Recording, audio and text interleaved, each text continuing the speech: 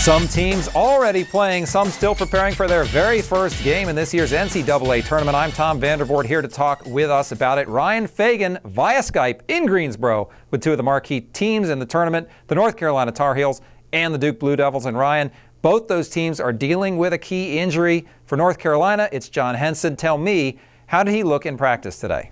I think he looked okay. I think he looked all right. He didn't look 100%. He told me before the practice session that he was about 55 to 60%. He's in a little bit of pain, and that's part of what it is. They're not necessarily worrying about a further injury. It's what he can deal with pain-wise. He said he's having trouble gripping the ball. He's having trouble dribbling. And we all know that John Henson is one of the premier shot blockers in the country, maybe the best outside of Anthony Davis for Kentucky. And if he's healthy, he provides a giant boost to the Tar Heels on the interior. If he's not fully healthy and if he's not as aggressive, and I think that's the biggest thing. Coach Roy Williams wants Henson to be able to play freely. He wants him to be aggressively. And Henson does most of his damage as a shot blocker with his left hand, a lion's share, even though he's actually right-handed. So they want to make sure he's back. They want to make sure he's feeling healthy. He's not tentative, because as we know, when players play tentative, that's when injuries happen, bigger injuries happen. So they're really just trying to make sure that he's healthy for the long stretch run, because the Tar Heels hope to be around for at least a couple of weeks. And his minutes are going mostly to McAdoo, or are there other guys filling in for him as well?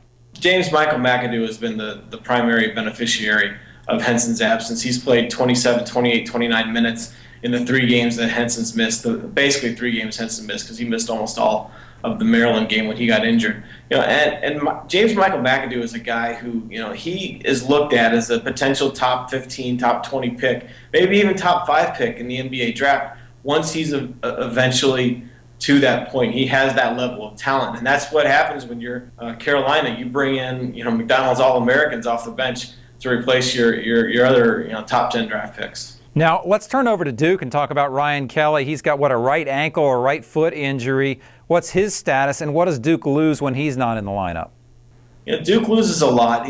When you look at what Carolina loses in John Henson, it's pretty straightforward. They lose, a great rebounder and a great shot blocker. With Ryan Kelly, he does so many things that he affects everything that Duke does. He is a guy who's third on the team in scoring. He's third on the team in rebounds. He's third on the team in block shots. He is, percentage-wise, he's Duke's best three-point shooter this year too. He's hit 43 pointers. He does a little bit of everything. So when Ryan Kelly's out of the mix, everyone has to adjust. Whereas Carolina can kind of put James Michael McAdoo into Henson's place, and they lose something, but they don't lose, at all these positions. For Duke, it's a tough adjustment. And Mason Plumlee even admitted to me in the interview session today that they probably didn't handle it too well at the ACC tournament.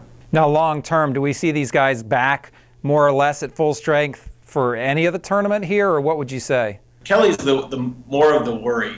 John Henson's going to be healthy. He's going to be fine, especially by the second weekend. He told me today he was about 55 to 60%. Will be back up. Hopes to be at 80 for the game on Friday.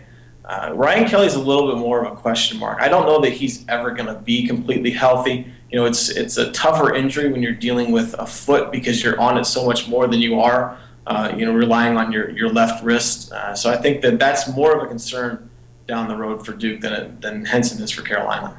All right, Ryan Fagan out in Greensboro. Thanks a lot for your time, man. We'll catch up with you later.